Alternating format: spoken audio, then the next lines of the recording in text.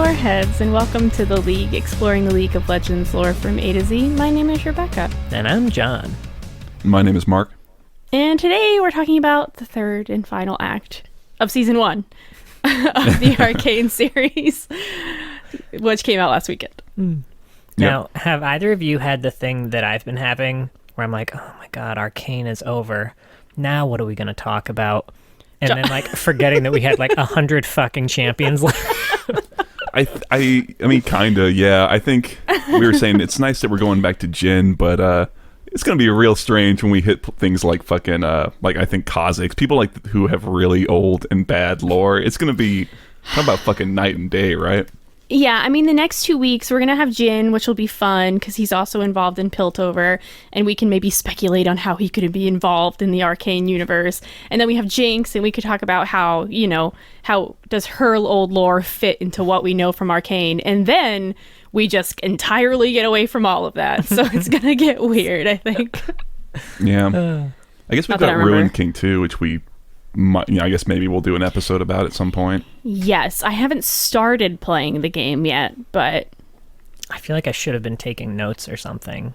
But yeah, I'll just remember random bits and tidbits, and that'll be good enough. Yeah, I figured we would. It'd be nice to get back into Champions a little bit. You know, shitty though they may be. Yeah. Yeah, I feel like, I mean, the only important lore thing in the Ruined King is just that Misfortune Second in Command writes a Graves TF fanfic under the name Thunderlord. So, yep. I mean, that's the only thing I know about Ruined King so far, by the way, because John is obsessed with this tidbit that's been put in the game. But this isn't about Ruined King yet. We'll talk about the finale of Arcane, which we did get to watch together again. We mostly held in our feelings, but you know, it was tough. It was a good last 3 episodes. It was a good last 3 for sure. And I was gonna say it's hard. It was hard because it had to be like the most like broad sort of like this was very good. I also enjoy this show. Part, kind of. Yeah. I also enjoy show. Yes. Show is sad. So Mark's wife Sarah was with us too, and she got so pissed. At some point, she was just like, "Well, I want to talk about Arcane." Get the fuck out! You're in the wrong place for that. All right. I don't know. Broad strokes. John has his point by point. Yeah. I think he just dumps his emotions. I have a lot of emotions. Yes. No document can hold it. Episode 7 opens with another music video, basically. Yeah. But kind of like, you know, this one landed again, where the Imagine Dragons one didn't land for me. This one brought me right back in. I was like, yeah, we can have a music video in this. Yeah, I mean, are they even really comparable, though, right? Like, no. That's kind of an insult to this scene. Not that like it's the most amazing thing in the world, but that Imagine Dragons scene was so bad that even comparing this is like, eh. This one was good. And yeah, it opens with Kate and Vi being captured, and right out the gate, I love first of all, I love when they're shifting perspectives when the two of them are talking. That was great. And the only difference is like the color that you see behind the burlap sack. Yeah. Yeah. What a clever idea to have, like, because you could have just showed them tied up, but now we really don't know where they're going. I mean, we all know that that's Ekko. And that they're not actually in danger, but for everyone else, they like truly have no idea where these characters are being taken. Yeah.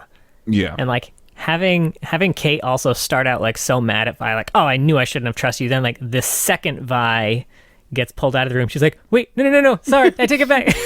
Come back. So Mark, I wanted to ask you, do you feel any differently about Kate after these? She gets more screen time here, but she does. I mean, I certainly liked her more in this act than Act 2. I think the thing is that Kate kind of across these 2 end pieces, this is to me like just the start of her arc, right? Yeah. I will say kind of overall, I think she's one of the weaker parts of the show, but I'm I'm happy that we're going to be continuing with her and Vi and Jinx in season 2, because I think it will really give her more time to kind of continue with that actual arc, right? Because I think right now a lot of it is just kind of, she's at the beginnings of starting to, I don't want to say like hero's journey crap, but starting to see the the magical world, right? That or not magical, but the veil is starting to be lifted. Yeah, the veil of Piltover, I don't know, privilege has been lifted kind of fully by the end of all this, right? And she's very primed to really start getting some actual serious development in the next season. So that's kind of how I ended up feeling about her overall. Yeah, I get that. I think my favorite moment with her was when she introduced Vi to the council. I thought that was a really strong moment for her to face her mom and all these other powerful people and be like, we fucked up. Sure. Done goofed it, y'all. But she still wants to help us, even though we ruined her life. Yeah, for sure. I completely agree with that. Yeah, I liked that. But getting back to episode 7, I suppose. I loved Vi breaking out of the handcuffs. Oh, the whole reunion with Ekko was really good. I was kind of almost expecting Ekko to be really excited to see her right away, but I like how I don't know, it was a more realistic reaction to her. He really didn't know where she'd been. He thought she was dead. He thought she was with Jinx, working for Silco, maybe. Yeah, and it's believable to think that she might have been just because of Jinx and everything. He had no idea she was in prison for like 10 years. And I do love her just not even honoring his question with an answer. You working for Silco? Fuck you. How about that? No, their whole exchange is great, and when they do finally kind of actually reconnect, it really lands that little emotional beat. And I really enjoyed that. It's so cute. Yeah, she still had her big sister kind of vibe with him, because he's still really young. He's grown so much, but I mean, he and Jinx are still pretty young. They're still teens here. Vi stands for Big Sister Vibe. John needs a new Vi voiceover. Apparently, he'll do it. Right? Contact me. I'm free because that's the quality that you can expect. I'll pay you to do it. And there's at least like 3 or 4 listeners who would really enjoy it.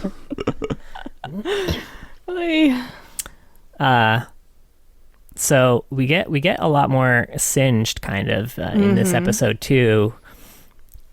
Not even, I know that we get more of him in 8 too, but his interactions with Victor in this episode, when Victor's trying to, kind of come to terms with what he can do to help his ailment.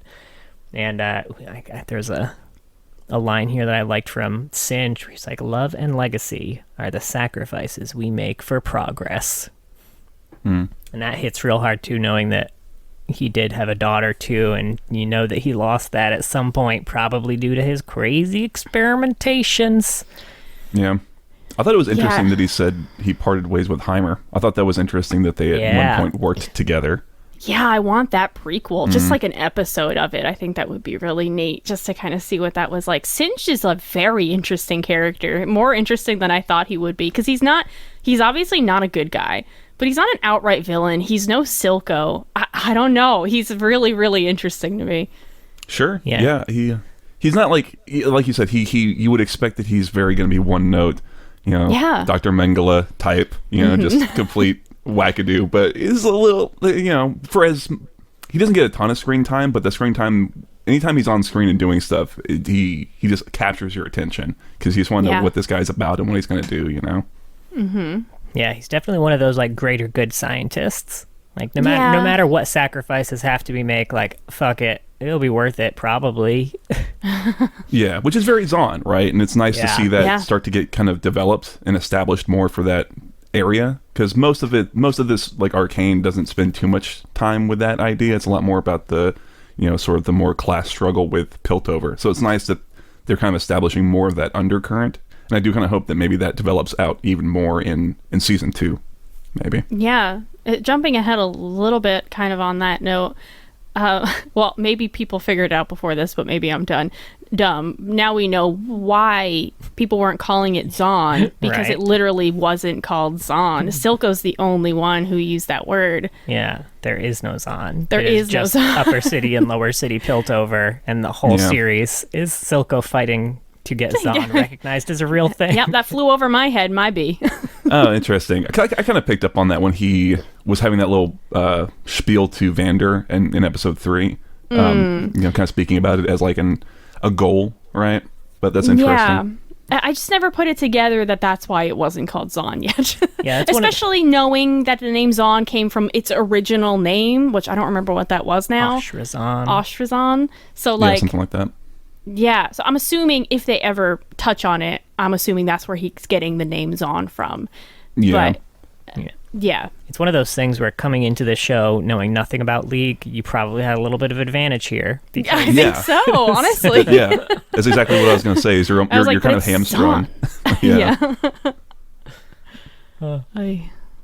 I will say, as a random side note, I've been watching a lot of reactor YouTubers reacting to random episodes, and it is very interesting seeing people who have never played League before and who don't know the champions, don't know who is and isn't in the game, make predictions as to like who is and isn't going to make it out of any given scenario. Because we all know who's not going to die. Yeah. Seeing the genuine concern that people had for Ekko at several points in the show was very touching. Yeah, I'd be really curious. Like I said, I'd be really curious to almost get like a guest spot of someone who doesn't know shit about League lore. Just go grab someone off the street, like, hey, watch this real quick. We should have Kevin. Kevin. He is watching it. Yeah, so we finally get to see our man Jace too, working in the forge, making hammers like his family does. Mark just did the best eye roll. What is he actually doing? Right? Like, I guess we can assume, but I don't know. It seems a little the forge. He's getting sweaty so that Mel can come in and put her hands all up on that, and her forehead all up on that. You know, she took like an hour-long bath after that.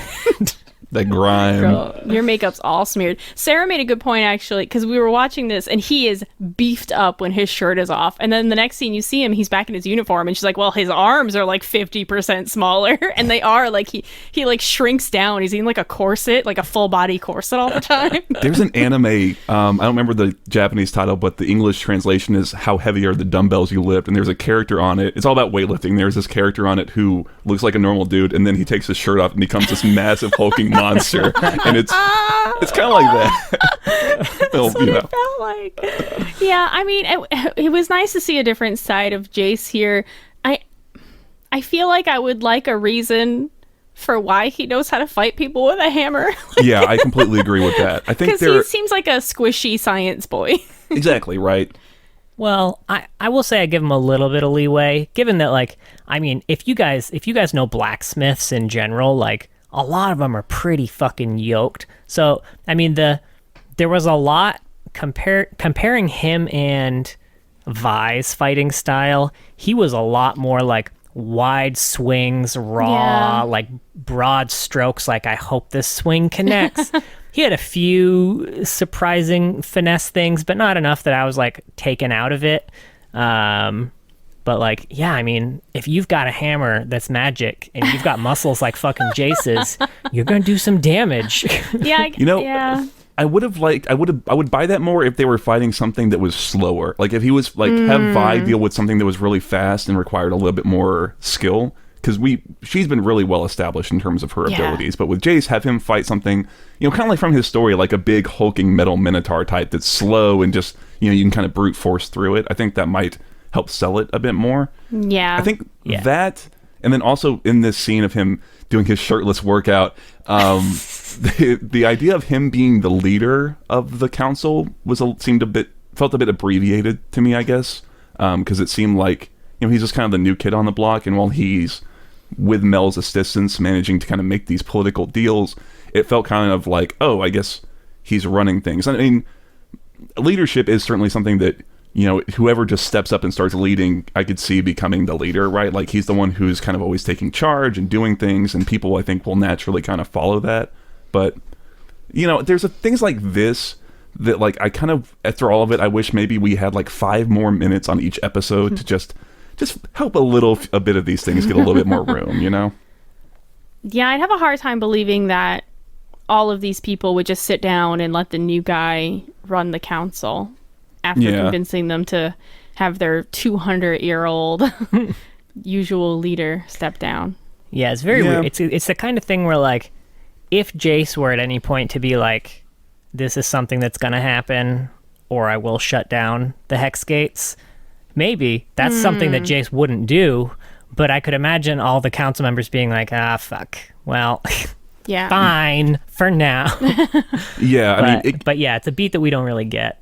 I guess to be fair, it is Mel saying it to him, so I would be open to the idea of them like kind of letting him, like, we'll let him think he's leading shit and he can go off and do his things.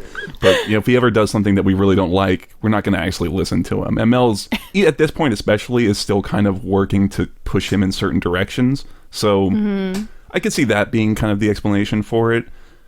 But I think we're supposed to kind of interpret it as like on the level, like, no, he's actually leading stuff. And he does kind of further in other episodes. So, you know, it's whatever. He does the best that a new person with zero visibility into anything that happens into half of his city can do. Yeah, you reminded me though of like when you give your younger sibling or cousin like a controller that's not plugged in and say that they're playing the game with you. Got very important things for you to sign, Jace. Here's a crayon. Right. Oh man. All right. Also, Mel says, try not to lose your nuts. Let's not forget about that. Oh, yeah, it was a very important bit. Yeah, fun little line. Cutting that out. What? You know, someone said that in Arcane. Yeah, I know, right? And they're like, all right, we can lose this scene, right? And someone was like, this is my hill to die on. She is telling him not to lose his nuts. It's a deep metaphor. Tendering my resignation. Yeah. All right, anyway. Also, very next scene, my man Silco lights up a cigar and then just puts it out.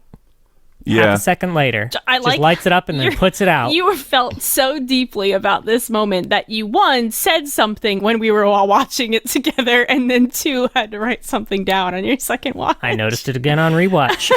Well, you know, it is interesting. I mean, I suppose in universe, or literally what's supposed to be happening is like, oh, I'm going to sit back and enjoy my cigar. It's like, I got to go deal with this fucking Kim Baron shit, right?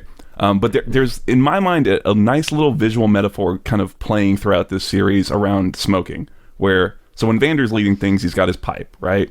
And when Silco's running things and kind of wealth has more gone down into Zon, he's smoking a nice high-class cigar, right?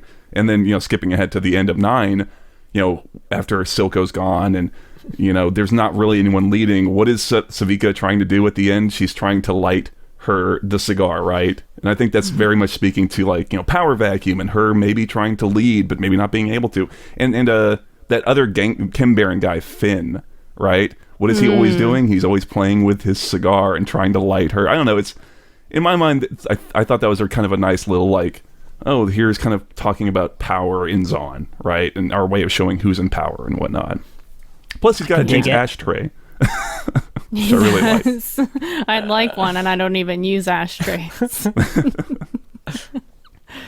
And we get a nice Jinx in front of the mirror scene again here. And if you haven't noticed it, I mean, this is pretty a recurring theme throughout the series, but anytime Jinx is in front of like any type of reflective surface, it's always broken.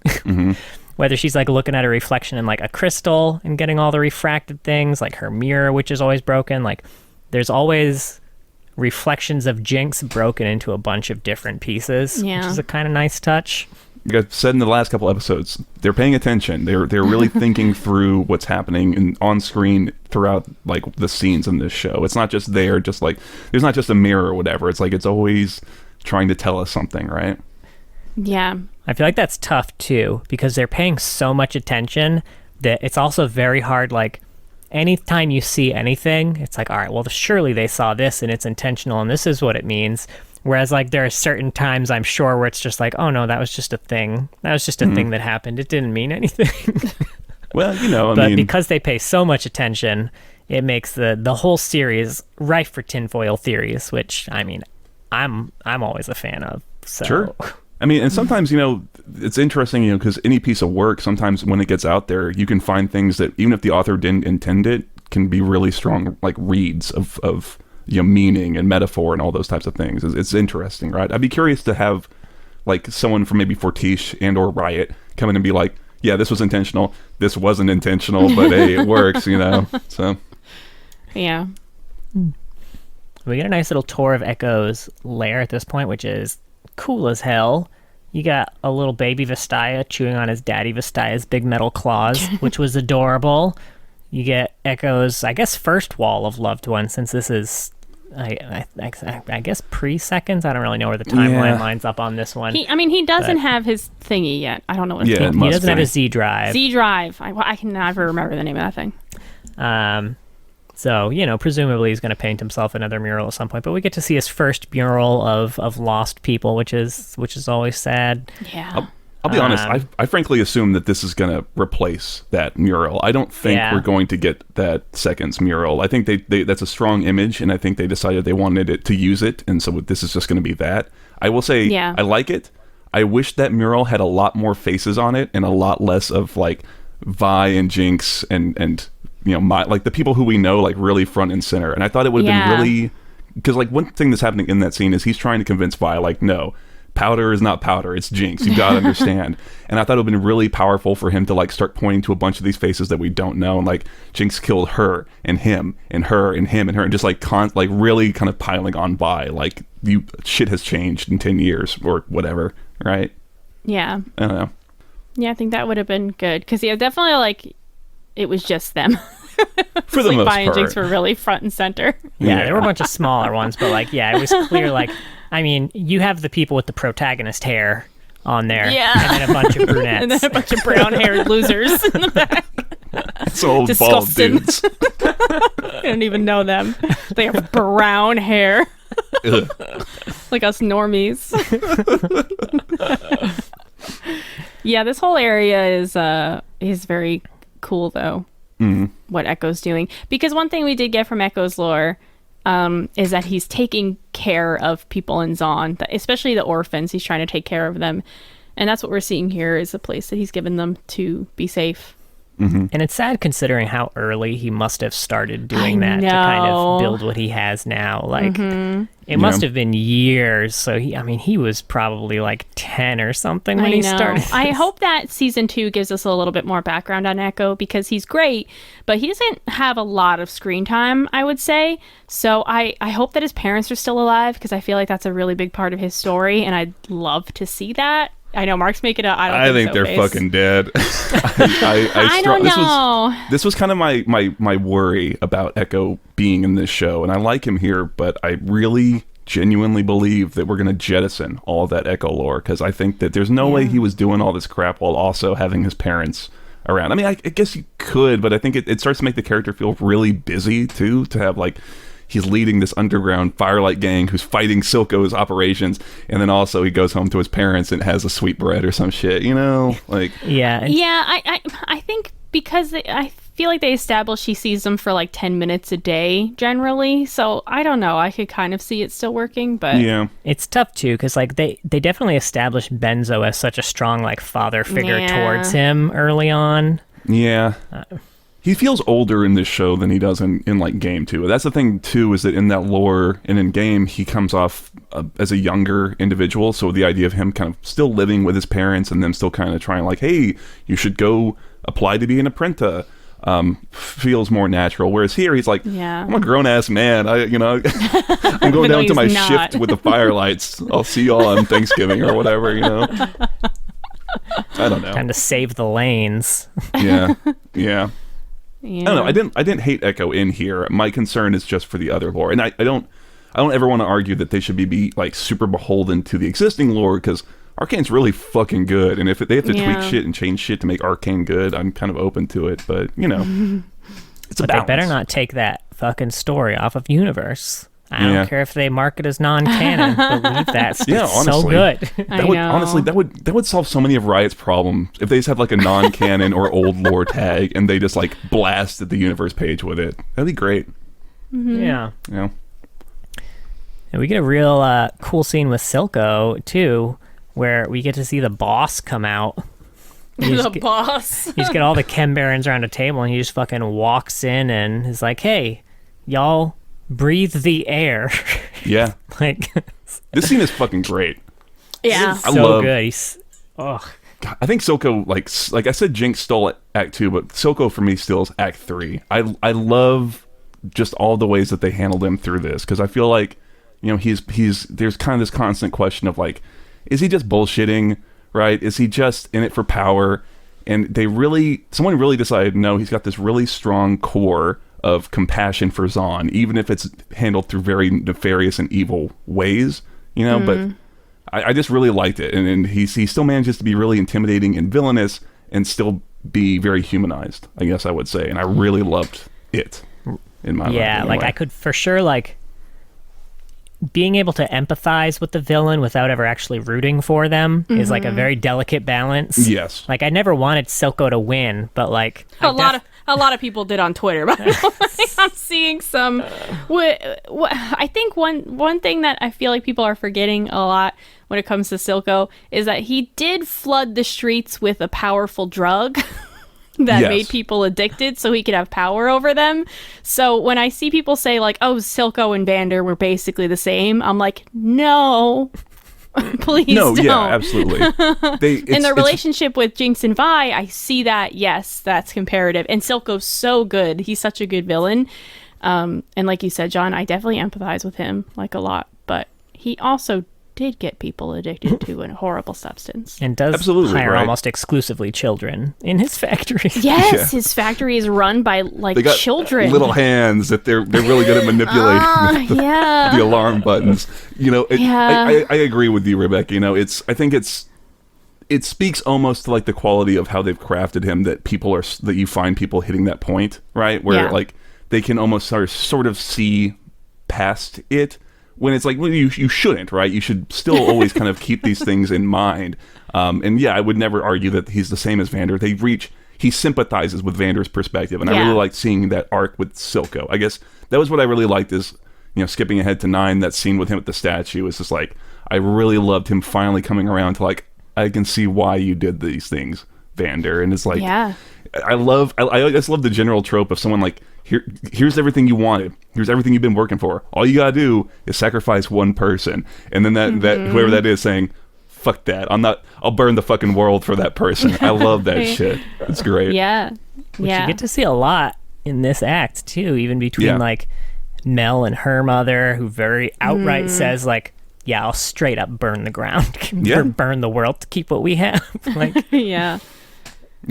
Absolutely. There's a lot of it. Yeah, like you said, there's just a lot of it going on, and it's really fun to kind of see it in these different forms. I guess I would say across different characters and different relationships. You know. Yeah, and to a certain extent, too, Jason. That one, like, no, I will burn Zahn if it means saving Victor.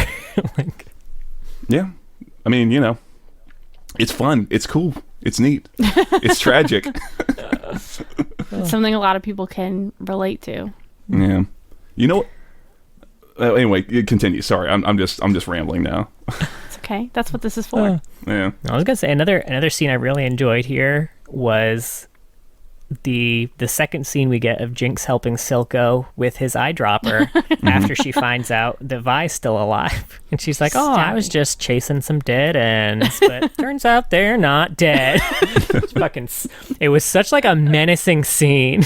It really was. And he doesn't fight her, which is really interesting. Yep. Jinx is really the one person with power over Silco. Yeah, right, because he's found something that he cares for. You know, it's really, like I said, it's really interesting to see that. You know what else I like? A small detail is, so he's prepping to do his eye thing, right? And we've seen him do it like in Act 1. He's doing it in the background, no problem. And here he's starting to do it, and he's like uncomfortable and shaky, like speaking to the fact that Jinx has been doing this for him for so long that he's kind of forgotten how to do it for himself. It's I think it's a nice little subtle detail, frankly. Yeah. You know? Yeah. I don't know. Well, after this, he's going to be shaky no matter who's doing it. Yeah, I guess that might be a little like, maybe I'll start doing it myself again. Yeah, and we get a scene with Mel talking to Jace and Victor, which is going to be kind of one of the one of the first of her, I wouldn't necessarily call it a flip-flop, but I guess going in with what she thinks is a good idea and then realizing how flawed it is very soon afterwards. Hey, it happens to the best of us. I mean, it happens to Jace. Just about everyone in this show. Yeah, I was going to say, that's like Jace for 98% of the runtime of this entire show is him just constantly learning from his mistakes, right? Well, I say learning from his mistake, making mistakes, and then thinking he's learned, and then making another mistake. Yep. Just ad nauseum. But I really liked that scene just because it was nice to get her and Victor and Chase all in a room and just talking about it and just having them react in character. And it was nice that we kind of got that in a nice little quiet scene. I don't know. I kind of enjoyed them starting to talk about these ideas. Yeah, you know? I liked seeing them together as companions, because I think up until this point a lot of people weren't sure what Mel's intentions were, and I think at this point they're not fully clear, but I don't know, you get a different view of her in this moment. There's no like animosity between her and Victor, stuff like that. Yeah, he like disagrees with her for sure, but like they're not like they're not fighting. Yeah. I like her, so she's got a line here it's like, oh well, let's build the weapons and then we'll hope we never have to use them. And it was very interesting comparing that a little, like I think next episode, to a line that her mother has, which was, weapons can't be unmade, and they are always used. Yeah, that's true. That's a good point. That's very intentional, right? Yeah, right. Yeah, I mean, speaking of lines, I like Victor's little line of "There's always a choice," right? I really agree, I guess I'll say, with that whole perspective. And I always like when people kind of start, or when characters kind of refuse to be constrained in how they think, right? And Victor is like the perfect character to think that way, to kind of always look for there is a solution, there's a way to solve this problem, right? It's just interesting. Yeah. And then we very quickly, Jace is like, I've got to think. And then I can't. We see Jace's beautiful crayon drawing of we couldn't get over this. This is all we talked about for the next 24 hours. I'm pretty sure when we were all hanging out was Jace's crayon drawing. I want it. I want to recreate it. I want it as an in-game icon that I can set and never change it. Or an emote. Could you imagine if you could flash that in an emote? Little Jace with a hammer and a cloak. Oh man, I want like a 4-panel comic of him like not taking any appointments and working like in his counselor's office for hours on that shit. I've got important fucking counselor duties to do. Bring me more red crowns. It's perfect. We did assume that he made this like 3 weeks ago. Yeah. It was just so funny because they really built up what he was looking at for so long, and then his mom came in, and I genuinely thought it was a picture of him and his mom when he was young, because they made that relationship very important. And then they fucking he drops it, and it's this crude crayon drawing. Oh, Jace, my God. age 23. I mean, he does sign every page of his notes. So. Yeah. Frankly, that would have been a really nice detail if he had his little Jace, age 7 or whatever, signature on it. Yeah, that would have been carrying that through, but... Man. Anyway, what else happened in this episode? I mean, if you notice, too, the bookmark was actually on the page of the picture of the Rune Wars, I would assume, that we saw a flash of when Heimerdinger first talked about it. Yeah. You get that like olden day picture of, that shit blowing up, and that was what was bookmarked in the book. Mm-hmm. Which was interesting that he went straight from there to like, yeah, all right, I will weaponize this. Right. I feel like he spent way too long looking at the picture and not at the book that was... So there were two things in front of him. There was history of magic being used to destroy the world, but also there was a crayon drawing of him as a superhero, and that's what he decided was really important. I could be a superhero, couldn't I? Yeah. Look at that big boy hammer. I could be big boy. Big boy hammer that goes pew pew. It is a little silly, I guess, that he, even as a child, envisioned himself with the Jace hammer. Like, I don't know, you wouldn't think of something like crazy. Like, childish imagination. You can have anything. It's like, oh, I want a big fucking hammer. Yeah, I mean, I guess his family made hammers, but you would think that he would that would make him not want a hammer. Be like, no, I'm going to be different, Mom. If his family made couches, would he have a big fuck off couch that he was swinging around? He was lounging on all the time. Right. Fuck off couch. It's like shoots those little like footrests at people. These motherfuckers gonna be hella comfy. Man. Couch cushions like a t-shirt cannon. Anyway, we're like 35 minutes in. We're still on episode 7. Okay. So yeah, we get the first evolution of Victor's Hextech core here too. After he injects himself with Shimmer and then cuts his hand open after the Shimmer's in his bloodstream and puts it over the Hextech core, and then it transformed from regular Hextech core into very Void-like Hextech. That is some Void shit. I'm pretty sure that's exactly what I said when I saw it. Yeah, it's like that shit Void. Yeah, we were speculating because purple means void in League, but no, this is the Void, dude. Yeah. And what's interesting about this is we want a Void event. This is what we've been dying for. I never would have expected anything in Arcane, and if you had told me at the end of Act 1 that they were going to start working the Void in, I would have been like, that's not going to work. But they're building it in a way that is very good. Like this very slow revelation, getting hint of Victor's like extra, like his leg and his hand later and how they look. They're really they're planting seeds that aren't going to bloom yet. Yeah. And from an external perspective too, from someone who knows nothing about League or anything, you'd have no idea that this is Void. This is just some weird ass magic that got a bit organic and weird. Yeah, exactly right. It's nice and subtle. I would love to see. God, could you imagine we get to Arcane Season 8 and then that shit has just been constantly kind of in the background, right? Like, oh man, that would be great. And yeah, like you said. And then we finally get the Void creatures lore's updated. Right. Yeah, right. Well, I was going to say it could be interesting if we get other shows that also are planting little seeds about the Void at the same time. Something like that. That could be interesting. If they end up doing that cinematic universe where each show is planting and then you get the Avengers. But this one would be good. I'm so sorry, Marvel fans. I'm really sorry. That was super mean. Avengers is fine. It's just not for me. No, Avengers is fine. And immediately downloads drop to 2. No. I'm now everyone's least favorite lore. I just really like Batman versus Superman. No, I'm just kidding. All right, now drop to 1 because you got the one DC fan out there. All right, anyway. So this episode ends with the bridge scene, which was fucking awesome from beginning to end. Yeah. First note I have here is that Marcus sucks. He starts a weak chump and he dies a weak chump. I'm glad he didn't get any final words. Yeah. I mean, that is his character, right? He's like I said, he's a coward to the end. He couldn't, he was not able to pull the trigger on. He can't go one way or the other, right? He can't pull the trigger on Caitlyn, but at the same time, he can't stand up and do the right thing either, right? And thus, justly, he is not able to get a final word out, right? Very nice. Did you see he's missing an arm too? Pull the trigger on Ekko.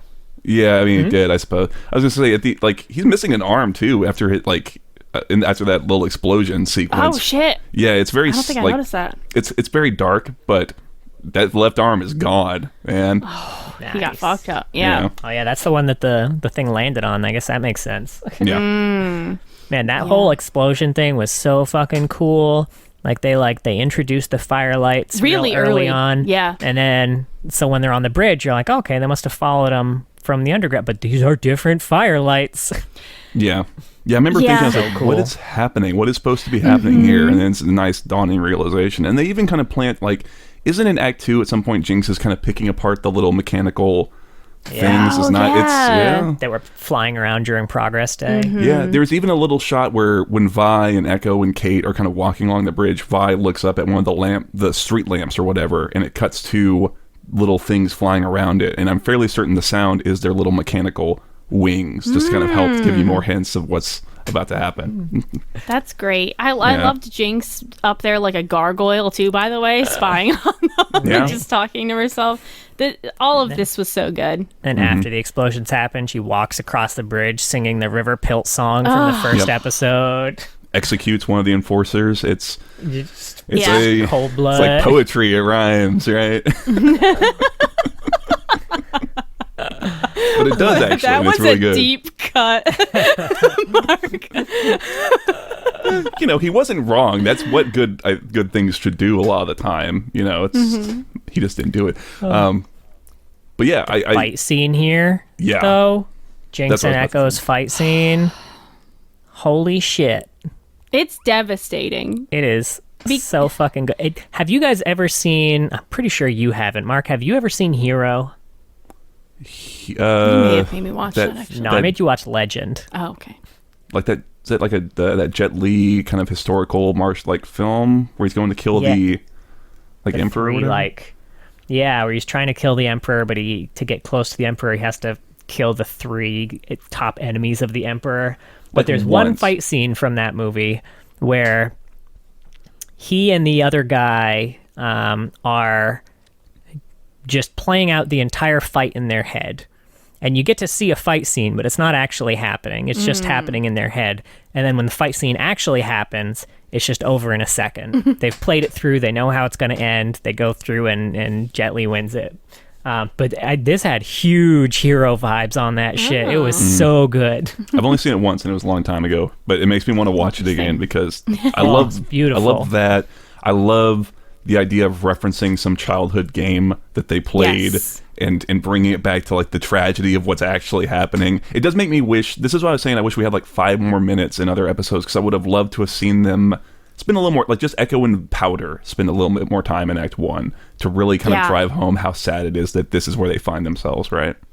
Yeah, I agree. They don't have a lot of time together, I think, in Act 1. In general, I think Ekko just being a bigger part of Act 1, I think would have made this more emotional. For sure. I think it just speaks to the quality of the scene that even then, like, the fact that we have no reference for this and we're just all learning it, like, as it's happening, still really lands, right? And I was very kind of surprised. Like, the style of it is great. It's and like you said, the kind of playing through the fight scene in your head and then having it all happen very quickly in real time is fun.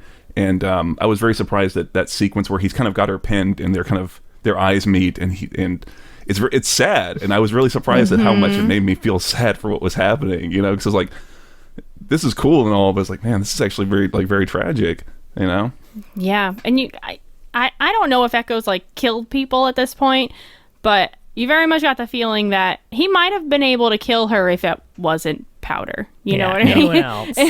Yeah. That hesitation was very sad. And then she made them go boom. Yeah, because they've been fighting all episode with Vi. Like, no, you don't understand. She's not even in there anymore. There's no Powder. It is just Jinx. And then seeing Powder in her eyes was so sad. It was sad. Yeah, for sure. There's also, during this fight scene, too, they bring back the crow symbolism, which I don't 100% get it quite yet. I don't know if that's just something that they decided they wanted to associate with her, or whether there's some deeper symbolism there that I'm not quite getting. Or maybe Swain is spying on her the whole time. Maybe Swain's just spying, and such a big part of her life that he made it into this scene where Ekko is represented by a giant firelight behind his body, and Jinx is represented by a giant crow. Yeah, I don't know either. The thing is that they have to know that when people see black birds, they're going to think either Swain or Fiddlesticks, right? Yeah, so, yeah. Who knows? I don't know, though. We'll see. Last thing I had on this one is just the look on Vi's face when she hears the explosion, and she knows that either Ekko or Jinx, or maybe both of them, are probably dead now. Was another real devastating look on her face. Yeah. Yeah, absolutely. All right, so we're 43 minutes in. I regret nothing. Well, we were farting around at the start too, You don't have to edit this. Of course you regret nothing. You leave everything in. Everything's gold. All right, episode 8. All right, so we start with the Mel backstory scene, right? Yeah.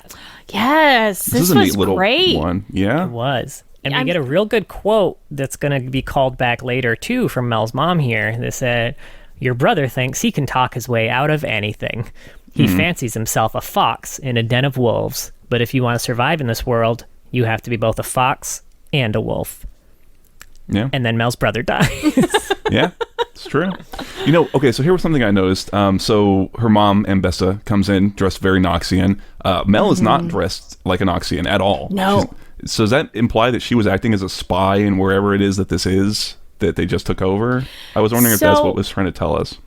I know some people have been speculating that maybe Mel is adopted, and she's not from Noxus herself. And a lot of people are seeing a lot of Solari images in her outfits.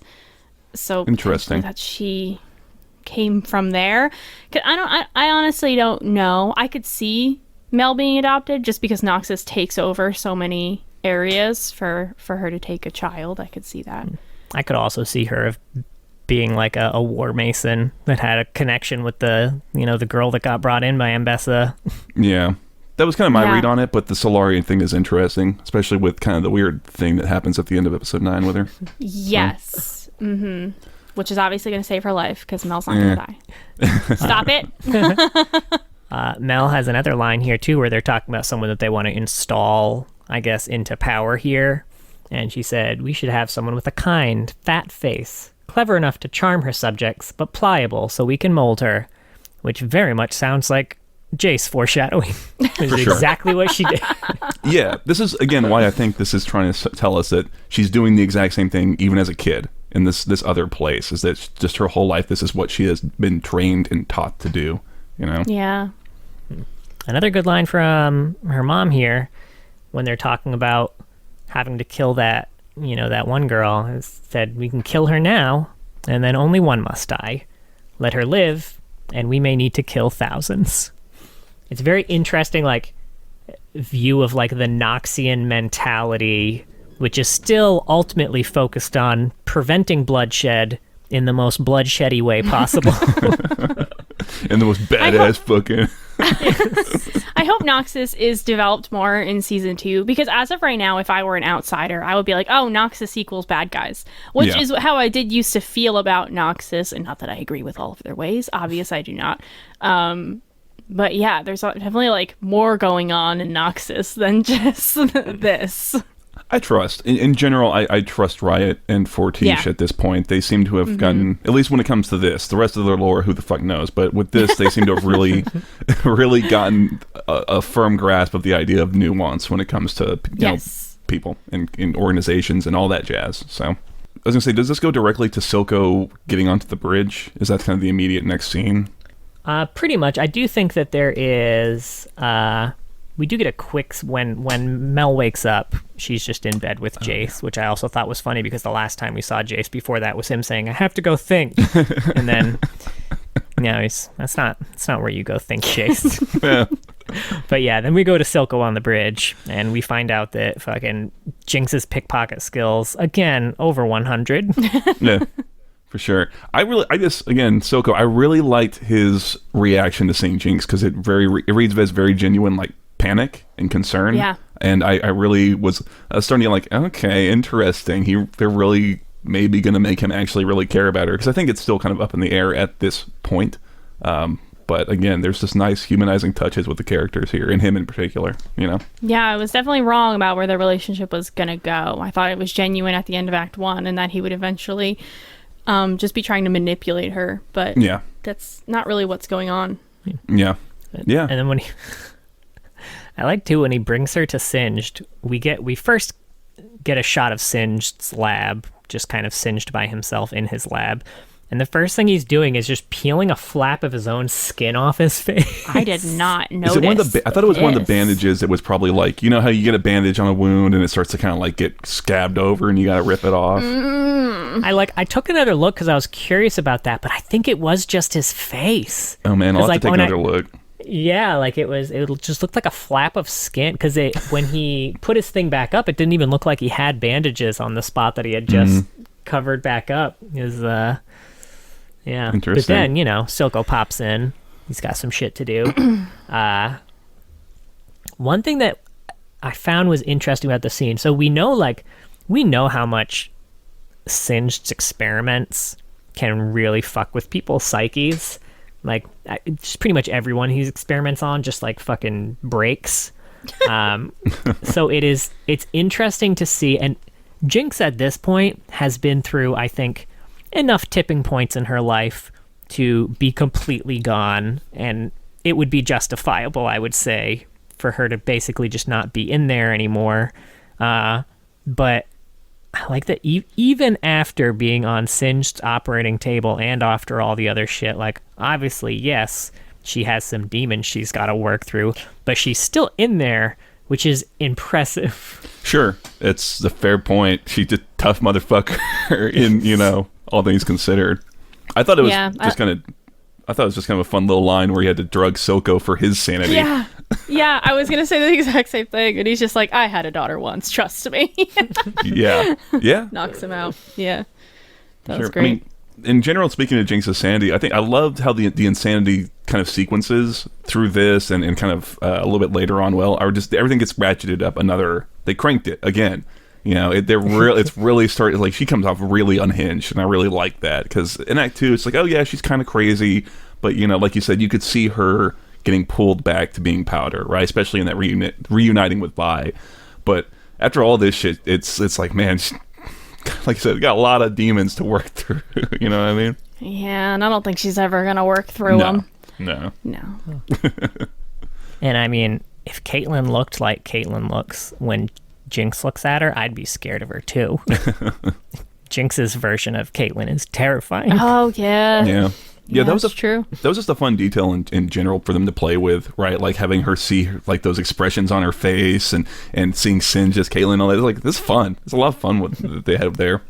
They did, yeah. That was great. And we get the sweet scene with Mel's mom in the tub, and Jace is there. This woman is the best. We also Jace adopted the counselor very quickly. Like, I think this is the second or third time that someone's referred to him as Mr. Tallis. Mr. Tallis. He's like, counselor. Like, literally after the very first day he was appointed to counselor, Marcus was like, oh, Mr. Tallis. Like, Counselor Tallis. I mean, you do have to remind people if it's a new title. I get it. Yeah. Yeah, but I mean, again, nicely speaking to his character of really wanting to like, no, I'm here and I'm gonna solve problems. I'm Counselor Jace Tallis, and I got the fucking solution to your problem. Oh, oops, I fucked it up again. But do you, Jace? Yeah. John, I read ahead on your notes and I regret it. Wait, what did you get to? Do you want me to say it? Never mind. I think I know where you're at. Do you want me to say it out loud? I mean, I guess. It's in my notes. Is Victor on Wiki Feet yet? There were so many close-ups of his feet in this episode. He's got S+ tier. He's a foot god. But before that, we do need to talk about the very important scene in which Caitlyn and Vi go into Caitlyn's room and her mom barges in with a gun. Because that shit was so good. I loved that scene. That cracked me up. I also love how Vi knows that Caitlyn's from Piltover, but she clearly had no idea like how wealthy Caitlyn was. And I love her being in this and be like, where the hell are we? Like, you're in her bedroom, dude. Yeah. She didn't even recognize that. Yeah, she's like, when you're counselor friends, like, she thinks it's like, oh, a counselor must live here, which I guess they are a counselor family, but technically, still. Yeah. It's true. Still.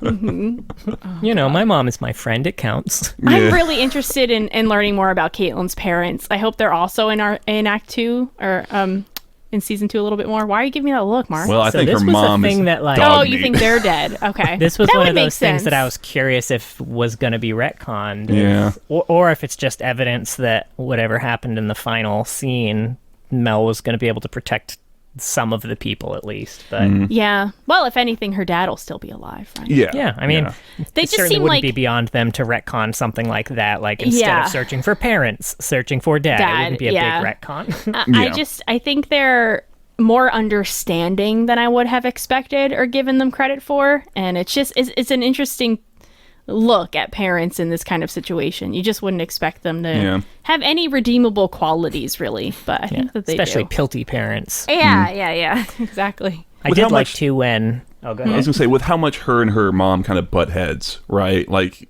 you wouldn't have expected her to relent at all. And her dad kind of plays mediator a little bit. There's a lot of stuff going on with parents in general in this show. I'll be interested to rewatch it with that in mind, frankly. Mm-hmm. I liked the scene where they were at the council, too, and Vi gets all pissy and leaves. And then, like, just the glance between Caitlyn and her mom there, where her mom's like, yeah, go get her, champ. Yeah, it's cute.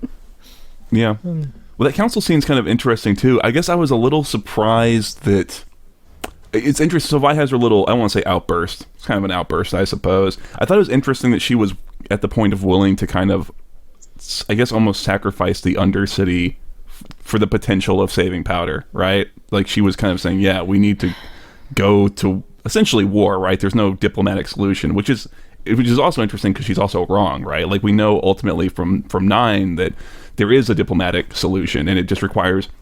Again, there's always a choice. It just requires really unconstrained thinking.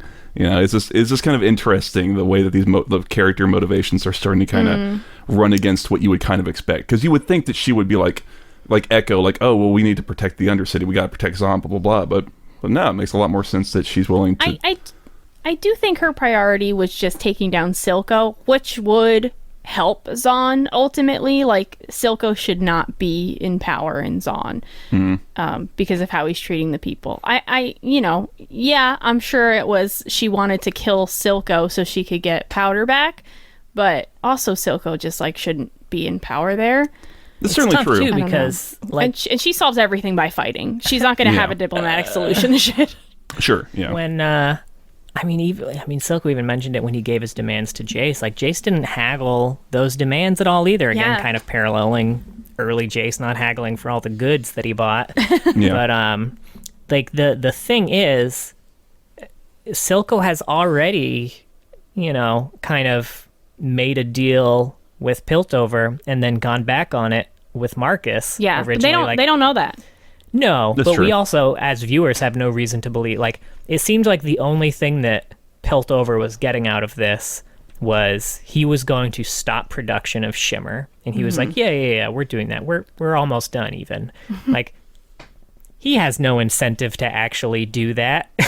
I guess I disagree because I think at Silco's core, his driving motivation is an idealistic one, and the idea of actually getting a sovereign nation of Zon, right? Like, I think that, yes, he enjoys to a degree, enjoys the power, but it is ultimately, in my read on it, is that he sees it as a means to an end, and one that he's willing to make sacrifices, or more importantly, force other people to make sacrifices for that goal, right? And that was always kind of the big, it seemed anyway, the big difference between him and Vander, is that Vander recognized that, these means are causing sacrifices that are not, it's not you who sacrifices, it's these people around you, right? Kind of like Darius and Noxus, right? It's like, service to Zon, it costs, sons and daughters and blood. So I would believe that Silco would honor at least as much of that deal as necessary to ensure that Zon stayed sovereign, right? Because I think that was something that was at his core in terms of drive, I am curious what his view of Zon actually looks like that he's trying to either save or create. Because it seemed like he had a lot of bitterness about the work that the people in Zon had to do. It was always unsafe and all that stuff, and being a sovereign nation doesn't make any of that go away. And it, like, once you become a sovereign nation too, I mean, all of the problems that you created by flooding Shimmer everywhere, like, those problems are still there. Like, you've created a sovereign nation that is broken, not all because of you, because it was broken ahead of time, but it's certainly more broken because of you. Like, was that your vision? That's what you want?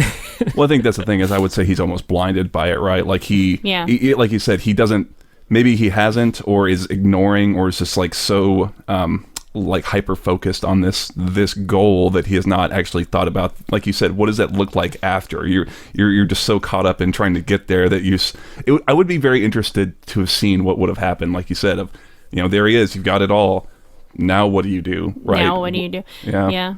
Especially because I think if he just suddenly stopped making Shimmer, he would have an uproar, a riot of people. Vi even says as much, that if we, that's why they target it, right? Is because it will not support him. I don't know. It's interesting. Yeah. That's why I find Silco so interesting. Yeah. Now we get a nice parallel scene here with Victor doing his running on the bridge too, and finally outrunning the boats that are in the harbor. I love this fucking scene. Oh, so good. It's so fucking good, man. I don't have much to say. It's just fucking great. Yeah. Unfortunately, very soon after, we get the scene with Sky. Yeah, people are having mixed feelings on this that I'm seeing, and some saying that like the sacrifice didn't quite mean as much because we didn't really know her. She has like 3 lines, I think, in the whole thing, and she just kind of dies, and it's like, yeah, yeah. This is also go ahead. To that point, this is also why I feel like 5 more minutes and give us a little bit more of Sky, and just let that. I understand that it's super impactful to Victor. It makes perfect sense, but as an audience member, it'd be nice to have it impact me a little bit more too. You know what I mean? Yeah. I mean, we also see Victor not really give a shit about Sky or interact with her, which some people were then saying, like, that's kind of what made it powerful, is the fact that her death hit him so hard because he realized that he'd really fucked up and had that much devastation for someone that he's known for a long time, but he didn't really give the time of day, ultimately, I think. I'm not sure, though. Mostly, this is a huge reason why I don't want Mel to be dead. I don't want Mel to be dead because I like her, but also she's the only other black woman in this show, and the other one was also sacrificed to further the plot of the sad white man. So Her mom. Yeah, and her mom's not a main character, though. I mean, unless she becomes one in the next season, but more lines than Sky. She did have more lines than Sky, you're right. I think so. My kind of take on it was that Sky's death was definitely in my mind at least, kind of a symbolic death of the idealized version of Victor that she held in her mind, because she had she has a picture of Victor in her mind and who he is, and I think this scene was the start, and that Victor, to be fair, like, exists at that time. And I think when Sky dies, that's probably the death of that version of Victor too. I think this is going to kick off the new chapter of Victor. I am curious where they're gonna go with it. I mean, it's also big because Victor's whole thing is that he wants to help everyone, and I feel like he's always been talking about Zon in that way. Like, he wants to help Zon with Hextech. And Sky is one of the people he seems to have brought with him, or maybe just met up with again after she also left Zon. And she's this very, like, innocent sacrifice of, like, one of the people he was really trying to help. Yeah. So. I mean, again, like, doubt that it's Void. I think this is the most clear visual of someone being undone, as the Void is described. Yeah. I kind of forgot that that's how it's described as doing in that piece, like we just read about Jax too. But you're absolutely right. But yeah, this is like I was saying. I just want more of a character, because I think, like you said, trying to really kind of hone in on that aspect of, well, she's also from the Undercity, right? She's very analogous to you in terms of, I assume, pull yourself up and out of the mire to, even to be working for Victor is a pretty high aspiration for a sump rat. It's so establishing that more, I guess, is what I would have liked, maybe, to really again show us the tragedy of what's just happened. Yeah. I don't know. I feel like Victor's still. Get out. You're fired from the podcast.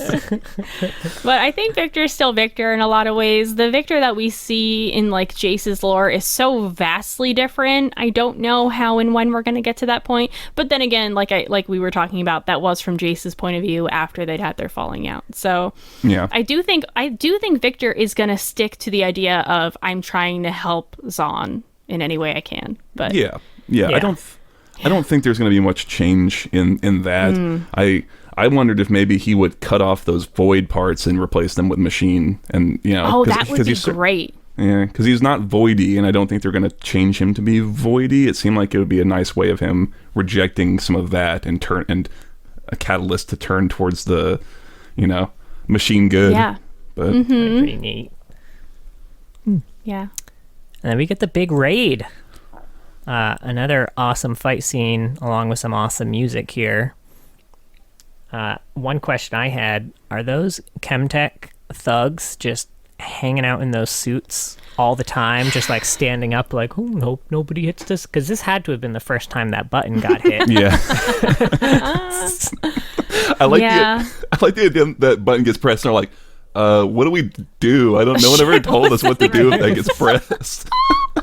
It's like those people, like, you know how there are people who are constantly listening for like alien activity. It's like if something actually happened, they'd be like, hang on, I had training for this and I don't know what it was. It's gone. Yeah.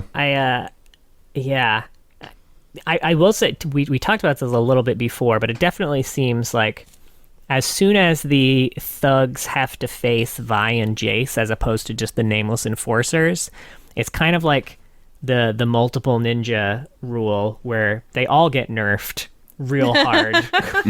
They just they all move slower, they all hit slower. Yeah, they do move a little slower. I think that's a bit of a shame. The action scene is good, but I agree, because they are shown to be exceedingly quick when they're, like you said, dealing with the enforcers, and then it kind of slows down so we can see a bit more of the action, which I get. We need to be able to see shit, you know.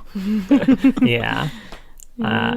Also, that little kid that Jace hit with the shock blast I feel like he had to have like an adamantium frame to survive the shock blast and then survive the fall. This long fall. What was really great is he fell. It took forever. It made that slapping sound, and I jokingly said, maybe he's okay. And then like a little bit later, they go down and he's still alive? Yeah. Excuse me? Right? No, I know he's just alive for like half a second, but so Jace can see him die and feel worse or whatever, but I think seeing him mangled and dead would have been just as powerful. He didn't have to see him. That kid would have grown up to be a superhero. Maybe it's a good thing. Hey man, League of Legends champion that, you know what, that's what happens whenever they ideate a champion and they get stuck in the freeze box. Like, Jace killed them. No, but yeah, I agree. It's silly. You know, you don't need Jace to see that kid dying. You know, you just need to show like his hand off screen, have Jace throw up again, you know, like easy peasy, right? Mm-hmm. And then we close the episode by seeing Caitlyn do a very bad job at forgetting about Vi. Aww. In the coolest shower ever. And then it was a great shower. Having a real cool mirror reveal. This whole like end was great. Final scene with like the one glowing Jinx eye in the background. Oh, it's so good. Yeah, Jinx's image there in the back was great. And you know, getting onto the last episode now, we don't see Caitlyn for a long time. Yeah. Or Jinx, really. That's another one of those ones where watching the reactors react to it, everyone was like, oh, Caitlyn's dead. Caitlyn's for sure dead. Yeah. Maybe if she weren't a champion. Imagine a world where there are no champions. Maybe Caitlyn dies. I don't know. I'm not mad at it, but... Oh, no. No, I don't want her to be dead. No, I don't want her to be dead. And then episode 9. I like how it opens up. We're getting some aftermath of the raid, and Jace is finally like, oh shit, no, like, oh no, I'm a part of it. And then he and Vi have that showdown. It's like, no, you've always been a part of it. You've just been fucking ignoring it. Yes, I love how angry Vi got, because she's like, it's another dead Zon kid. Like, you have no idea how many dead Zon kids I've had to fucking see in my life, you piece of shit. I know. She says like there's hundreds more where that came from, and I was thinking we said like back in like Act 1, it's like, well, we can't kill Zon kids every episode. It's like, well, there's maybe we can. There's a lot to go around. And then her line when he was like, "Give me those gloves back." He's like, "I can't let you leave with those." And she said, "Then I guess you're gonna need to kill another trencher." Yeah, I like their little. First of all, I'd love to see him try. Got him hard. Yeah. I love their little conflict, and you know, I'm glad it doesn't go into an actual action sequence. It's just fun to see them again. I like the characters just talking about things, and even if they're arguing about them, it's just nice, you know. Yeah. This is where Victor also kind of has his goodbye to Sky and dumps her ashes, but I know it's not really discussed at any point because they had a lot to cover in this episode, but man, Victor's going to have some explaining to do. How long do you think people are going to believe that Sky's on sabbatical before he has to come out and say what happened? I don't know. I mean, I don't think he ever has to say it. There's never any evidence. So, yeah, she just don't know where she is. She's missing. She didn't come back. It's Runeterra. It's dangerous. Yeah. She's still a Zon kid at heart, and you know they got a short shelf life. But she wanted to watch an opera. Now she's dead. Like, people in Zon. Yeah, you know, I do feel like Victor breaks down more over her death than Jace breaks down over killing a kid. I will say. I wish we got a bit more of reaction from Chase, and I kind of hope that they carry some of that through on his character in season 2, because that's a really massive thing to have happen to you, even if complete accident. Like if I accidentally shock blasted a kid, a child, I would be pretty fucked up. I will just say, I definitely hope he has lingering trauma from that for sure. I want everybody to have lingering trauma. Especially these fucking pilties. They never have any goddamn trauma. So what do y'all think about the idea that this kid was that Kim Barron lady's son? That to me was a little silly. And why do you think that is the case is also my question. I think they wanted that the Kim Barrons to have another reason to turn on Silco, maybe, because he doesn't do anything about her kid being dead. That makes really sense. And she's fucking pissed. I think they just did it to give Silco that one badass fucking line. Yeah. Jesus. Would have had your son killed for this, but I guess we're ahead of schedule on that front. Yeah. Fuck, dude. What a boss. Pretty fucking cold. Yeah, I don't know. I agree with your take on it, Rebecca. It did seem a little strange to me, because he's like, he's the closest thing to a counselor's son in Zaun. He would probably not be doing that. Yeah. Whatever. Yeah, I don't know why she would have her kid there. You know what? I don't know. She doesn't believe in privilege. She wants him to you go out there and you work in the drug factory. Work in that drug factory. It's You're in charge of calling these crazed have. fucking monsters. Okay. Oh my god. Yeah. It's rough in the outer city, man. It's true. We had a nice scene here with Mel and her mom too, where Mel's mom is trying to convince her to just let the war happen. She's giving her a little bit of background. She's like, just let this war happen, and then you can come on back to Noxus. And as she's kind of giving her that speech, I like that we again get the entire background of this whole scene is Mel's picture again, which we see a little bit later, and it's like a big picture, but it's not as big as it is made to seem in this scene for sure, but it is the entire backdrop of the scene, just a big picture of Noxus as they're having this conversation. Yeah. It's a nice way of underscoring. She's like, you can come home, and they're obviously back by. I thought this one was interesting because I'm really curious to understand what is happening in Noxus right now, because we know that Mel's brother died. Yeah. He crossed the wrong man, and more importantly, her mom is talking about how this person, whoever this antagonist is, his resources exceed theirs. And that they need that hex tech. That's the whole reason she's here, is because they need that hex tech weapon to deal with it. And I feel like a lot of people are thinking it's Urgot. I can't help but feel like Swain, because I feel like somebody whose resources could exceed this grand Noxian house, whose like matriarch is this renowned general. That's like, to me, Urgot seems like two small potatoes, right? It seems like that's a Swain thing. I don't know. I could see Urgot being a villain in the next season, but not in Noxus necessarily. Yeah. And it seems timeline-wise too. I was going to ask, when does Swain take over? Well, it was... And kill the or whatever his name was. They didn't have a king, right? Well, they had... who was it? Borm Darkwill was the old emperor. Time-wise, like, I think it's viable that Singed could have already developed chemicals for them. So, I mean, we could already be past the original Noxus Ionian war, which would, mean that it's close to the time where Swain would have had his uprising feasibly. Yeah. I will say, I agree with that. I would like it to be Swain, because I think that makes more sense. And I think, like I said, I think Urgot's a little too small scale for this. And I'd love to fucking see Swain. Yeah, wouldn't that be nice? Like the end of season 2, we just get the last little teaser or something.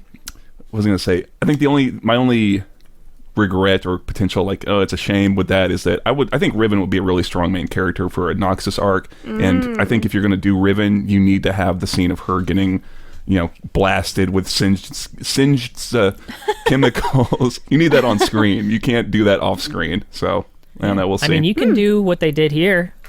Time skip. Yeah, I mean, you can do a lot of different things. I don't know. Riven is definitely more of a face in League, I would say. So I could see them wanting to put her in this, but I don't know. Well, I mean, I guess new Tin Hat theory, that blood moon at the end of episode 9, Swain's eye. You heard it here. Or Rookie's first. eye. It's all just a glint in Rookie's eye.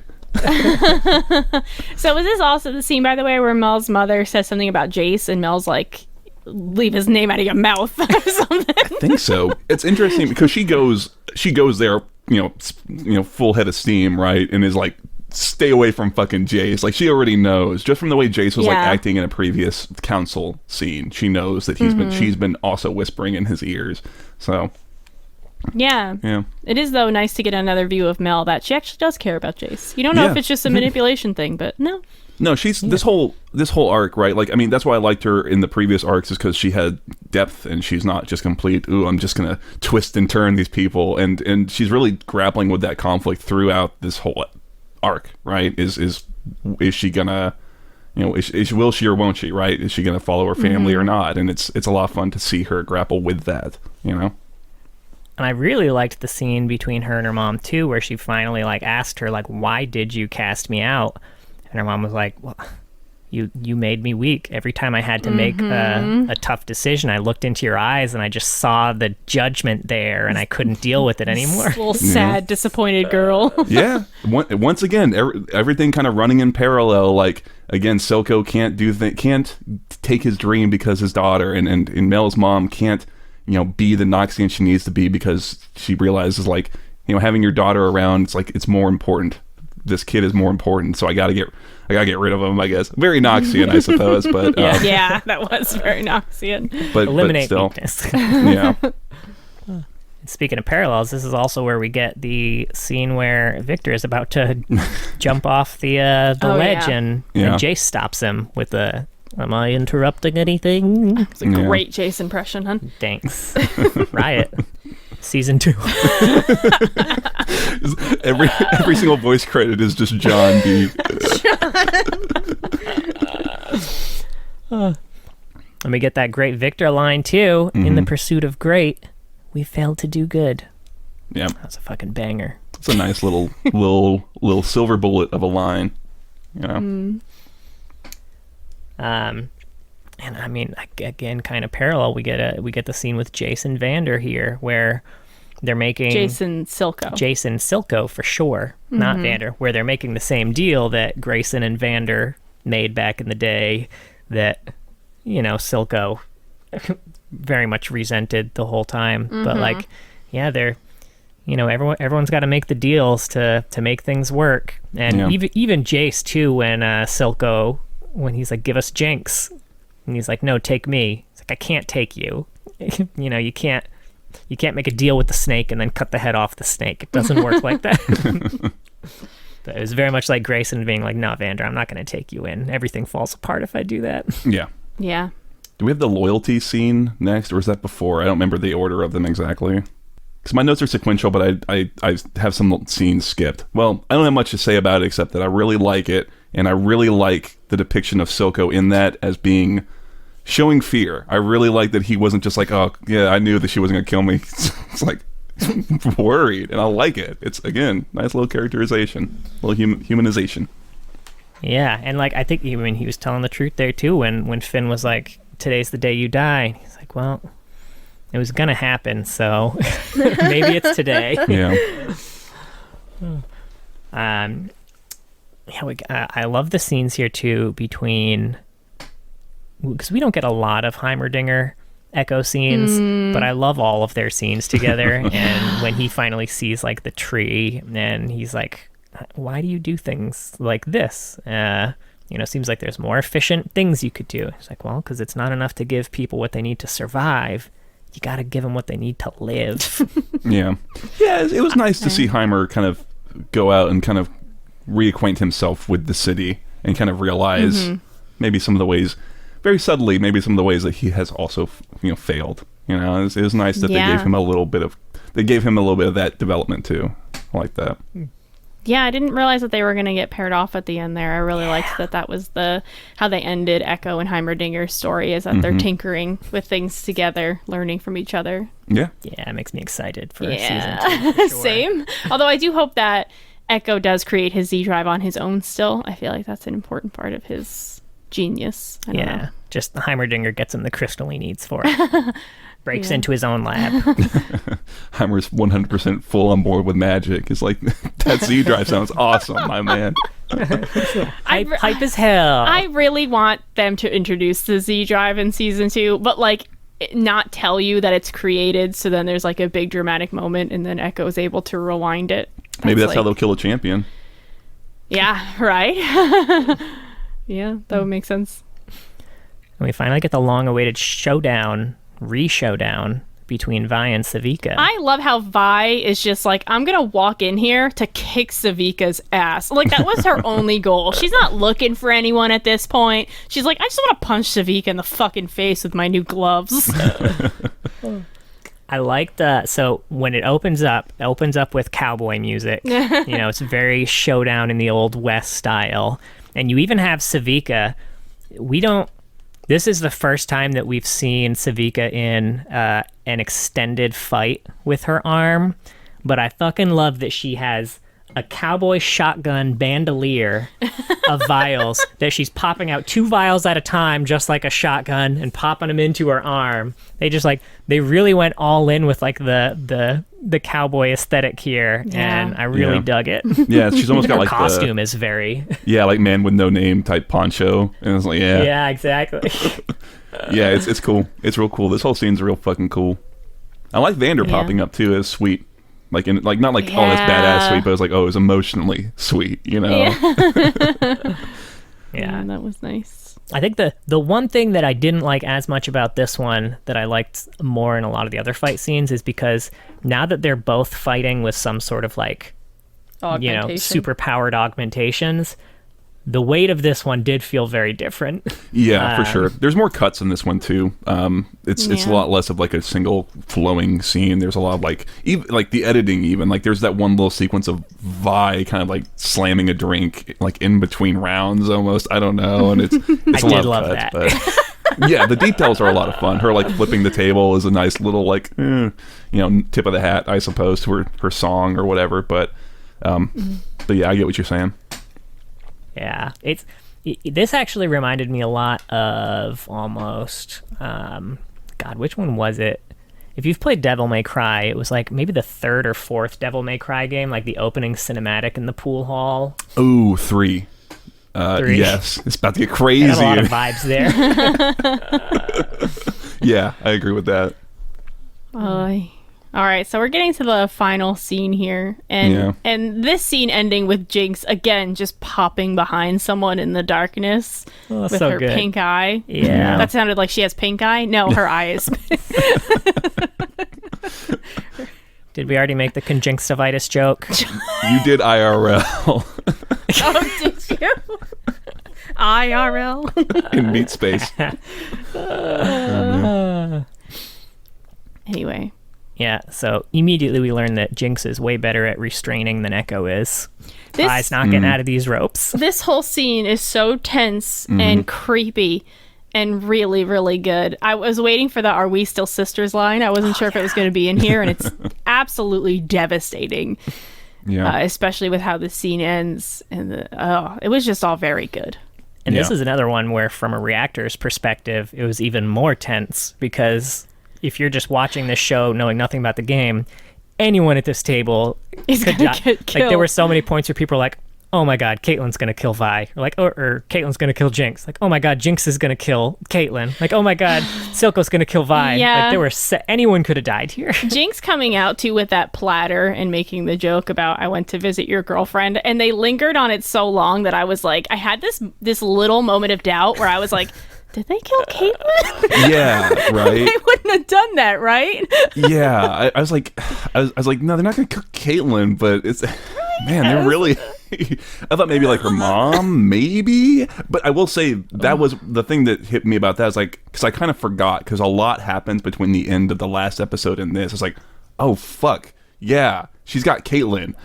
And there was that little brief spike of panic when my brain, like, before it logically processed everything, you know. Like, she's not even the sheriff yet. They can't kill her yet. I did also like Jinx saying, I'm not that crazy. Like, bitch, yes you are. And then Caitlyn gets free. and pulls a minigun on Jinx, which I feel like in this show, I think they take some liberties on the spin-up time of one of these guns. But man, it is a bold move pulling a minigun on someone with a pistol.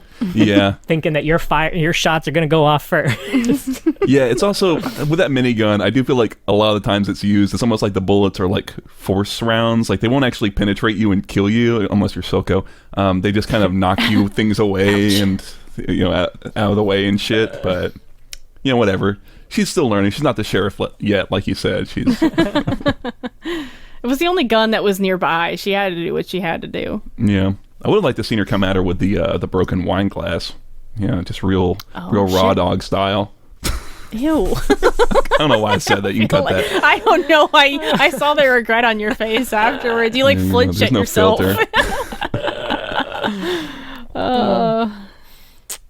And then, Jinx ends up killing Silco. It's another parallel to her accidentally killing her surrogate dad. Mm-hmm. This one was less accidental, I guess, but it was more to just... I think she was more concerned about saving Vi than she was intentionally trying to kill Silco. I do think it was a very not thought out decision for her. It was like a reaction. I mean, she's in the middle. Hearing the click of that, the hammer on the gun and nope, action mode. Yeah. Yeah. I mean, and she's in the middle of like almost a near breakdown anyway at the time. So it's just very spur of the moment. I mean, this whole end sequence I loved, and I was really pleased with how well it went. And I really like the little bit between Silco and her as he's dying. Yeah. And I think it's touching. It speaks to the writing of Silco that I believe him when he says he would not have taken that deal. I really liked that. I found myself saying, I 100% trust that he is being honest there. I really liked it. And telling her not to feel bad because she's perfect. Mm-hmm. Yeah. Then Jinx sitting down in her Jinx seat. Mm-hmm. Yeah. This was also very sad. I was wondering how we were going to get to the point where Vi has to come to terms with the fact that Powder's gone. And I think, I don't know why I thought it was going to be something really brutal. It didn't have to be. It just had to be Jinx being like, I'm Jinx, and you don't care about me as Jinx. And that's all it really took. It was good. Yeah. Yeah, I really like her her lines about how it wasn't Silco that made Jinx, it was Vi. And again, like you said, when she sits down and... gosh, when she's kind of talking about how I've changed, but you've changed too, and that's something you kind of don't realize. And I don't know, it's just like you said, I also had that thought of, man, what is going to be the thing that pushes it past? And yes, there's the actual final events of the episode, but that's kind of after the point where she's already completely Jinx, and that rift has fully formed. Yeah, I think there are some people agreeing with Jinx and that Vi is totally responsible for Jinx's creation, and I don't agree with that one. I feel Vi had a small moment of weakness when she was grieving and she was going to go back to her sister. So, yeah, I thought that was rough. Yeah. No, I think, it's certainly just, it's Jinx's perspective. I guess is what I like. It. Yeah, right? Yeah. No, I could see her, especially after Silco just died. Yeah. And then having the monster you created playing in the background the whole time along to the sea. Yeah, Man. This final quick scene too, not quick, but this very short slow motion scene of Jinx revving up. Is that Pow Pow? No, Pow Pow's Fish Bones. That's Fish Bones, right. Pow Pow's just a little rocket gun. Yeah. Someone pointed out, I'd have to go back and watch it. Someone pointed out that it also has like a one scarred eye. Oh, really? Oh, really? Potential tribute to Silco. Because he does love his underwater creatures, too. Yeah. Oh, that's interesting. Yeah, I thought that was funny. Also, Finn, I think Finn, it says there's bigger fish than Silco. Something like that at another point. But yeah, the whole end sequence. Well, we know she always talks to her guns in game, too. And now that we know she talks to all those people she lost. Mm-hmm. Yeah. Makes sense that maybe the gun was Silco the whole time. Yeah. Honestly, yeah. I think I would love to see that get carried through into season 2, now that you mention it. I didn't think about that, but that'd be great.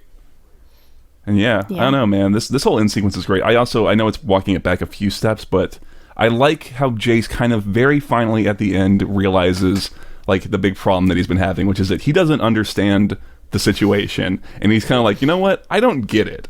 I realize that about myself now, and neither do y'all. So no solution is going to come from us, if nothing else, you know. And I love that, and I love like that happening. Mel, you know, kind of casting off her family finally, and it all happening at a point that is too late, right? And it's a nice little bit of ending tragedy. Is like, oh, you know, he even says like our opportunity to show compassion has passed, right? And lo and behold, it absolutely has. And I just love it. I love that rocket flying and Kate, like I love, you know, one thing I really liked about Caitlin was that she looked really upset, you know, for that obvious look on reasons. Caitlin's face when she saw where the rocket was headed. Yeah, and it fades really directly from her face to her mom's face too, and it's like I love it. I love just the misery. The misery. Yeah. This was real far back, but you just reminded me of a moment with Jace when he's ranting to Victor about how like horrible everyone in the Undercity is, and he's like, dude, I'm from there. Yeah. Like, I'm from the Undercity. That's like my people you're talking about. Yeah. When he was like, I can't believe you would go there. Like, where, home? Yeah. Right? It was so fucked up. Yeah. You know what else I like about that scene too? Because I remember is that yes, it is, but I also like that that's not the thing that like drives them apart, right? I like that they communicate. Again, it's like Jace immediately realizes like, oh shit, I just crammed my foot in my mouth, and he apologizes, and it's like, sure, that's something that will probably contribute to their separating, but they can kind of like, okay, we're still friends, right? It's not just like, oh, he said that, and now we're not going to talk, and blah, blah, blah, you know? But what it did do was that's when Victor was coming back with the Shimmer, and he had just had that conversation with Singed, where Singed was like, if you do this, they will hate you. And he was like, no, Jace will understand. Yeah. And after that conversation, he did not tell Jace about this. Yeah, absolutely. I mean, it has appropriate like impact and consequences. I just like that it's not, you know, this whole show is like great... Yeah, it's not the one thing. Yeah, this whole show is like a great example of like leveraging trope without falling into cliche, you know, and that's what this was another little instance of that. Take notes, Riot, for the rest of your shit. So you did it right here. I do wonder, though, because Jace does have a moment where he says he'd do anything to save Victor's life. So I am curious if he would have supported the use of Shimmer or not. It's a good question. If Victor was kind of like, I'm literally about to die and this is all we've got, I don't know. It's hard to say. It's hard to say with Jace because he has a lot of ideas, and he's got a lot of lofty ideas, but he's not very world experienced. So I think when the rubber hits the road, he finds himself not necessarily able to live up to his little crown drawing that he drew of himself, right? Yeah, I think maybe like pre-Shimmer raid Jace would have had no problem with it, because I think in his mind at that point, Shimmer was an idea. It wasn't a solid thing. He had never had to interact with it in any. It was just something that existed. But like after the raid and after seeing the impact that it has on the Undercity, like more questions probably then. Yeah, absolutely. All right, so there's some quick ending shots that a lot of people are speculating on. We get that. Oh, yeah. You got that teaser that you all knew was going to happen. That clear Warwick sighting. I had hoped for more Warwick, but season 2, hopefully. Yeah. We did. I just want to say, too, we all were going into this assuming that it was going to be wrapped up by episode 9. So, yes. We did not know there was going to be a season 2, which, I mean, makes sense. They didn't say it until after season 9 dropped. Or that if there was going to be a season 2, it would be about a different region, different story. Yeah. I was saying, I'm sure I talked about it a ton in the Discord. Where I was like, yeah, I'm pretty sure that this, you know, they'll go to Noxus next and, you know, blah, blah, blah. It's like, oh, no. Guess again, asshole. Now, the final scene with the council. So, like, Jace is in the council chamber right now. Mm-hmm. We know that Jace makes it out, Jace isn't going to die. So, obviously, everyone isn't going to die. Not everyone's going to die. And they made a big deal of Mel's armor shining. And we don't know what that means, but presumably, like... That's some kind of shield. Yeah, like we talk about them not doing things on accident. Like this was clearly an intentional thing. Like somehow it's going to protect some people in this room. Yeah. Hopefully more than just Jace. Yeah. Yeah, that would be so dumb if it was just fucking Jace standing there and everyone was dead. Well, Victor's there too, right? So, you know, we also know Victor will make it through, right? So Victor will be okay. They'll be fine. The science bros at it again. Yeah, you know, it's interesting. I on the one hand, imagine a world where Jace and Victor are not in that room, right? I would almost believe that, I mean, ignoring the Golden Aegis type thing, I would almost believe that everyone would die, because I feel like it almost kind of very neatly goes along with what's happening at the end of that episode, right? Everyone is coming to the right conclusions at the wrong time. It's all too late, you know, and it's just a nice tragedy. But, you know, since they're there, you know, we can only assume, like you said, that some people are going to get out. I don't think they'll kill Mel, but who knows what's going to happen exactly. I don't know. Yeah, I hope they don't. I don't think they will. I think some people surviving will be interesting because I think they'll be very divided on what happens next. Yeah. And I've also seen people speculating that this would be the end of the council, no matter what, because Piltover does seem to be run by families for the most part, right? Had we talked about the council at any point? Was this a thing we know exists in League lore later? I feel like there's some vague references in the things we've gone through. Okay. I feel like there's a vague reference or two to some sort of governing body. I don't remember if they call it the council per se.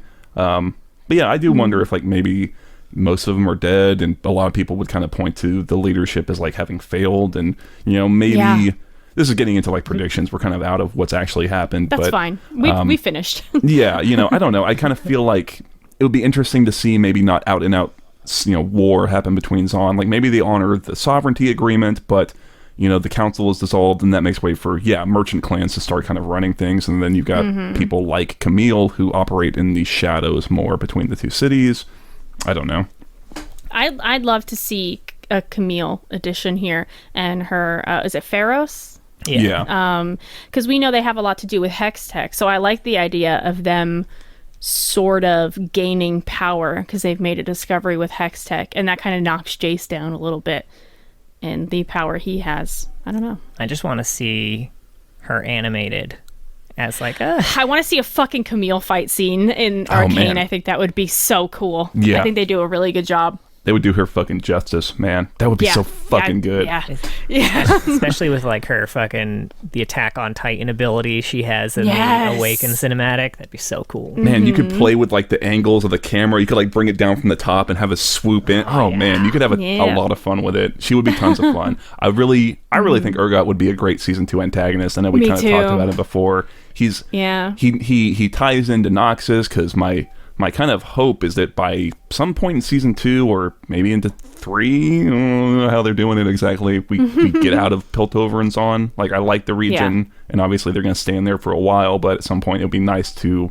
Noxus is the only region that's even gotten mentioned, I want to say, right? Yeah, so it feels natural that they would flow in. Start heading there next, Yeah, that would be really interesting. Urgot would be great. I don't know much about his lore, but I feel like he's a less sympathetic villain, which I think is pretty classic after you get like that sympathetic villain to have someone who's like truly vile, like in every way. Absolutely. Would be really interesting. Yeah. Yeah, I think that's exactly what it is. And we know that there's some sort of showdown there too with they've already got a lore showdown between Kate and Vi and Urgot, so yeah, that was great. Yeah. Cool to kind of get bring more that in. of the lead up to that. Yeah, well, you know what's interesting about that, from what I remember, is that it also kind of goes into the idea of how like synthetic hex tech is now is like contributing to the actual Zaun Gray, right? And we know that, you know, Clan Pharos has a lot to do with that, so maybe that would be kind of how you start tying these things in. Clan Pharos has synthetic hex tech, Urgot's league, because you're right, Urgot not sympathetic at all, and it lacks any of that potential compassion or idealism about Zaun. It's just survival of the fittest, and either you make it or you fucking die. And he would be a great counterpoint to Silco's villain. And then you got like Warwick, who we absolutely know is going to be fucking in there. Oh man, I'm getting excited now. I got to shut up. I know. So what do y'all think about the Orianna prediction? I kind of like it, frankly. I don't know Orianna's lore, so I don't know. So what John's talking about here is that Singed is looking at a locket in the end. We assume it's maybe his daughter or something. Yeah. And she's got a little hair bun. And if you look at Orianna's splash, she has the exact same hairstyle. I don't know. I don't know Orianna's lore. Now, it's a tiny thing, but it's definitely not outside the realm of possibility. It seems very intentional to give the same kind of hairstyle. Exactly. Yeah.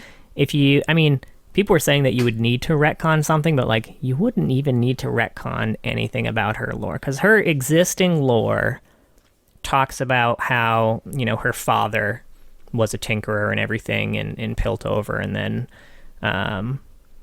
was trying to help Zaun and all that. And be turned her into clockwork basically to save her from, lung thing when she went down to Zon. Never mentions a mother at all. So like the possibility is still open that she just has two fathers and Singed is one of them, and this other guy who is named in the lore is the other one. Oh, that would be interesting. Yeah, I don't know. I would die if Orianna was in Arcane, because I fucking love Orianna. Yeah.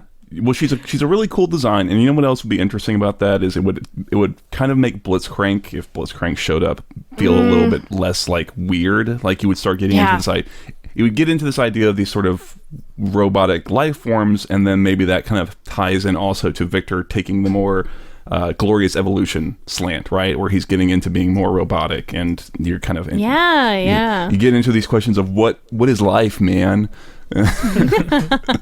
Yeah, I don't know, there's a lot of ways I could go with it.